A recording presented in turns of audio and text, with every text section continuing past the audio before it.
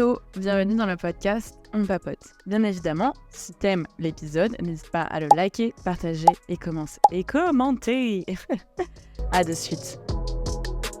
Bon les gars, je trouvais ça important de discuter un peu avec vous sur ce pourquoi j'ai décidé un peu de lancer mon podcast. Et en fait, je pouvais pas vous dire tout ça sans parler bien évidemment du voyage que j'ai fait qui était de partir en Australie.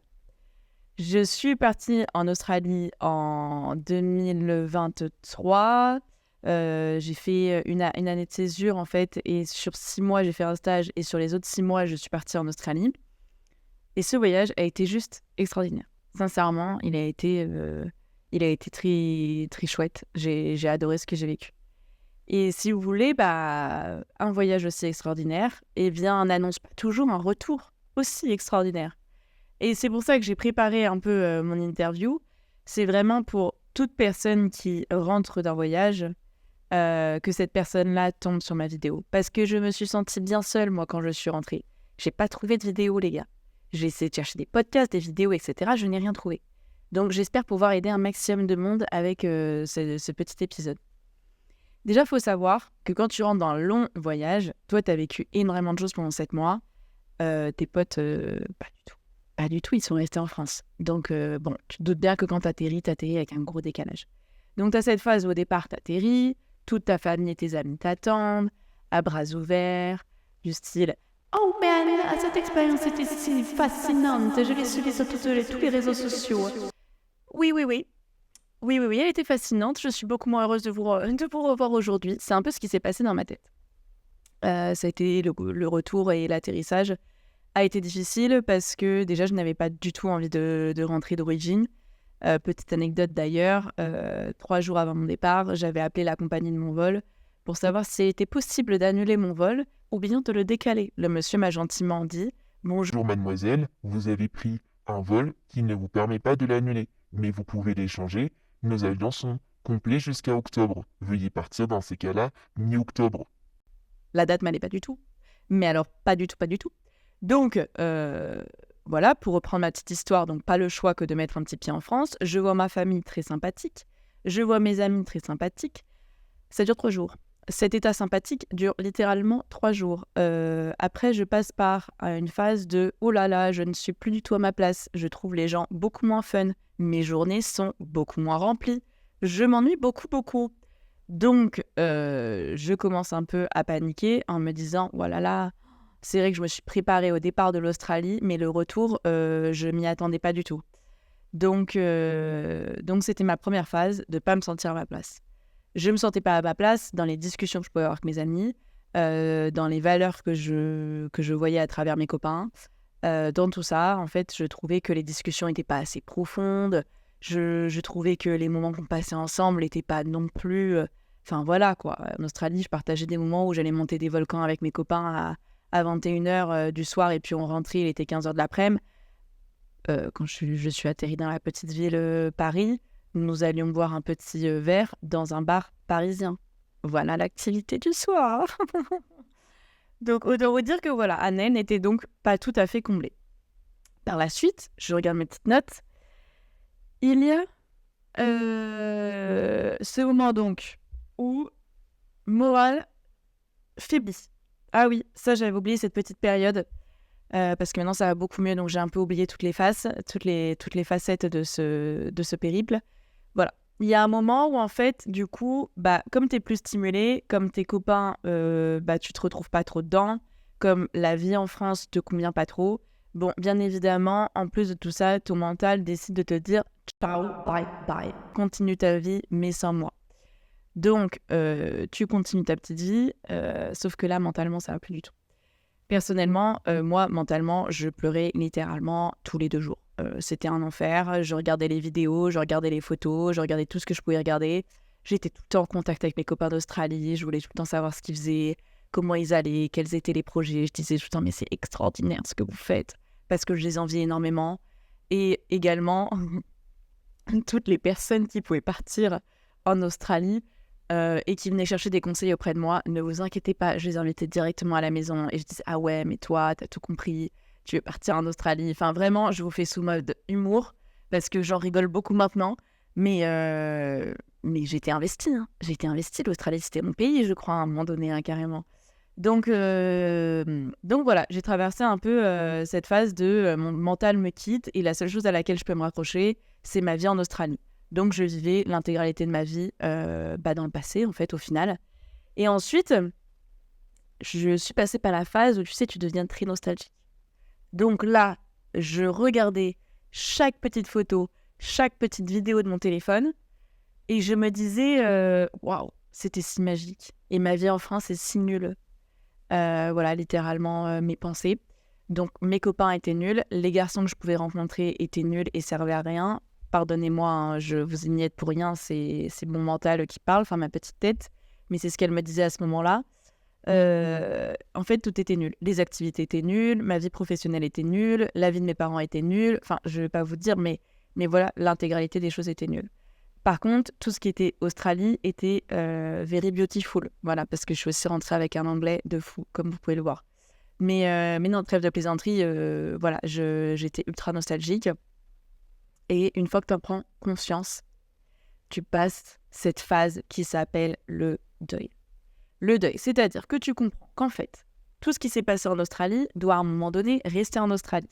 C'est-à-dire que si je n'ai pas les pieds en Australie, pourquoi penser Australie ? Je suis actuellement en France, avec des copains en France, un appartement en France, mes études en France, mon travail en France, ma famille en France, bref, beaucoup de choses en France. Donc à un moment donné, si j'ai décidé et que je suis montée dans cet avion pour faire Australie, Paris-Charles de Gaulle, hashtag 3 heures de voiture pour faire Paris-Tour, pour ensuite arriver à Bordeaux, eh bien c'est parce que, si vous voulez, il y a un moment donné, les études, ça se finit. Les études, moi j'ai jamais financé mes études, je n'ai pas fait de prêt ou quoi que ce soit, ce sont mes parents qui m'ont littéralement payé l'intégralité de mes études durant 5 ans, qui me payaient et qui me payent toujours le loyer de mon appartement. Donc sachant que je ne pouvais pas faire vivre ça à mes parents en leur disant ciao bye bye, merci de m'avoir payé l'Australie, merci de m'avoir payé mes études, merci de m'avoir tout payé, mais du coup je vais continuer la petite life en Australie, j'avais fait le choix du coup de rentrer. Donc en fait, ce choix maintenant, je me suis dit, Anna, tu l'assumes, ok ? Donc on va faire le deuil de l'Australie. Donc ce que j'ai fait pour faire le deuil de l'Australie, c'est que j'ai décidé déjà premièrement d'appeler mes copains d'Australie. Donc j'ai pas appelé tout le monde parce que j'avais pas autant tout le monde au téléphone, mais ceux que avec qui j'avais régulièrement des nouvelles, bien j'ai décidé de les appeler tout simplement pour leur dire, écoute, voilà, il faut vraiment que je me reprenne en main, il faut vraiment que j'avance dans ma vie en France et en fait avoir des contacts et être en permanence en contact avec vous me fait pas avancer en fait. Je reste bloquée en Australie. Donc il y en a qui ont compris, il y en a d'autres qui n'ont pas forcément compris. Mais c'est pas grave parce que je comprends effectivement que toute personne ne peut pas comprendre quand elle n'a pas vécu un retour de long voyage comme ça. Et donc une fois que ça a été fait, écoutez, voilà, je me suis mise à écrire. Bon, j'écris depuis un moment, mais j'écrivais pas sur l'Australie. Et en fait, j'ai décidé d'écrire et d'écrire ce que je ressentais. Mes émotions, le fait que j'étais perdue, que en fait je courais à la nostalgie et aux souvenirs et je me rattachais en fait finalement qu'au passé, mais qu'en fait tout ça pouvait pas m'apporter grand chose, que il y a un moment donné je pouvais pas continuer ma vie comme ça en fait.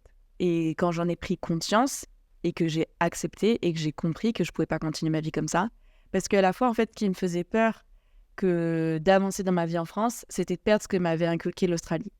J'ai appris énormément de choses sur moi et en fait, je voulais pas. Ce que je veux dire, c'est que je ne voulais pas vivre 100% ma vie en France parce que je pensais que j'allais perdre des parties de moi-même en fait, que j'avais réussi à trouver en Australie. Bon, je vous rassure, ça ne s'est pas du tout passé. J'ai énormément évolué en Australie, je continue énormément d'évoluer en France et ce que m'a fait connaître l'Australie, je l'ai toujours en moi et je sais qu'à vie, je l'aurai en moi parce que cette expérience m'a marquée. Et donc voilà, tu passes par une phase de deuil. Donc, quand tu écris, tu comprends tes émotions, tu comprends tes pensées et tu t'en libères également. Quand tu parles, parce qu'à ce moment-là, j'ai commencé enfin à avouer à mes amis que je n'allais pas bien du tout. Que j'ai commencé à dire à mes amis que, voilà, tout ce que je ressentais, en fait, j'en ai parlé autour de moi, je l'ai écrit, j'ai commencé à l'exprimer. Je me suis fait aider aussi, psychologiquement par une coach. Et tout ça, en fait, m'a permis, à un moment donné, la phase d'acceptation. C'est la meilleure des phases, les gars. La phase d'acceptation, c'est le moment où tu te dis « Waouh, c'est bon, j'accepte que en fait, c'est une expérience qui s'est terminée, que je n'ai pas le contrôle dessus, que je ne peux pas contrôler tout, en fait. Je peux pas contrôler tout. Et en fait, c'est juste la vie. Cette expérience, elle devait se finir le 20 août. Elle s'est finie le 20 août. Et je n'ai pas de contrôle sur quoi que ce soit. Je ne peux pas contrôler mes copains et les supplier de rester en contact avec moi et qu'on organise exactement le même périple dans quelques années. Je ne peux pas supplier mes copains de rentrer en France non plus. Donc en fait, j'ai pas d'autre choix que d'accepter et j'ai pas d'autre choix que d'arrêter de les attendre. Ces amis-là, j'y tiens énormément et je prends toujours des nouvelles d'eux. Mais en fait, ils ont leur vie, j'ai ma vie et j'espère sincèrement qu'un jour on se retrouvera et qu'on partagera des moments ensemble. Mais c'est indépendamment. Je peux pas contrôler ces moments-là. Je peux pas contrôler quand est-ce que ça arrivera. Je peux rien contrôler. Donc, tu apprends que tout ça, c'est finalement la vie et que tu n'as pas d'autre choix que de l'accepter. Une fois que tu acceptes ça, tu décides du coup de rattraper un peu le temps perdu. Parce que les gars, pendant un an, à part me morfondre littéralement et sauter sur n'importe quelle occasion qui pouvait m'occuper l'esprit, c'est littéralement ce que j'ai fait. Et en fait, ça m'a valu une suroccupation. C'est-à-dire qu'en fait, comme je ne prenais aucun temps pour moi, que je sautais sur toutes les mini-relations que je pouvais avoir avec quelqu'un, toutes les mini-amitiés que je pouvais entretenir, ou plein de trucs, tous les mini-jobs que je pouvais avoir, etc. En fait, je comblais mon emploi du temps au maximum pour éviter de me retrouver seule et ne rien avoir à faire. Parce que je voulais plus du tout me retrouver face à mes pensées, face à tout ce que c'était. Pour moi, c'est bon. J'avais écrit une lettre d'en revoir d'Australie. J'avais écrit une lettre d'en revoir tout court à la nostalgie, etc. Il n'était plus question d'y penser. Bon, c'était pas forcément la bonne astuce, puisque je suis donc arrivée à épuisement. Je suis tombée en escalade et je me suis fait le genou. Voili voilou. Et une fois que je me suis fait le genou, eh bien, au départ, j'ai fait exactement le même protocole que l'Australie, c'est-à-dire que là, j'en voulais à la planète entière. J'étais en train de me dire, mais comment est-ce possible de faire de l'escalade sans être attaché? Mais qui a inventé ce concept? Voilà, c'était littéralement ce que je me disais. J'avais énormément de colère vis-à-vis des petites personnes de l'accueil de l'escalade parce que pour moi, c'était à cause d'elles que je m'étais cassé le genou. Je me suis dit que les matelas n'étaient pas assez mous et que du coup, ils n'avaient pas pu bien me réceptionner. Du coup, une fois qu'Anaëlle a arrêté d'être en colère et de remettre tout le temps la faute sur les autres, eh bien, elle a décidé de, encore une fois, faire le deuil de ce petit accident et d'accepter ce qui venait de se passer.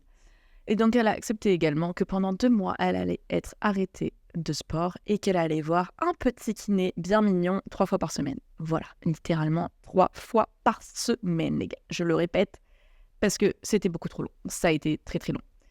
Mais il y a toujours du positif dans tout ça. C'est qu'à ce moment-là, je me suis dit « Eh oh Anna, ça fait 1 an que tu parles de ton projet de podcast. » C'est-à-dire que mes copains, je pense que chaque fois que je les voyais, je leur disais « Ouais, j'ai pensé à ci pour mon podcast et à ci. » Et ils me disaient la phrase de « Et Anna, tu t'es lancée ?» Et j'étais « Ah ben non, je ne me suis pas encore lancée parce que tu comprends, c'est énormément de préparation. Je ne peux pas me lancer comme ça. » Donc voilà, les gens me regardaient du style « Elle parle beaucoup mais ne fait rien. » Et bien grâce à mon genou, j'ai fait. Voilà, puisque j'avais rien d'autre à faire que de juste écrire, que juste de me dire en fait Anna, c'est peut-être le bon moment pour lancer ton projet. Et ce projet-là, pourquoi est-ce que je l'ai? Eh bien, je l'ai tout simplement parce que j'adore les rencontres, j'adore rencontrer une nouvelle personne. Sincèrement, j'adore les gens, tout simplement. J'aime beaucoup parler de plein de sujets différents et j'adore les rencontres. Et en fait, je trouve qu'aujourd'hui, dans le monde actuel, c'est très compliqué de rencontrer du monde.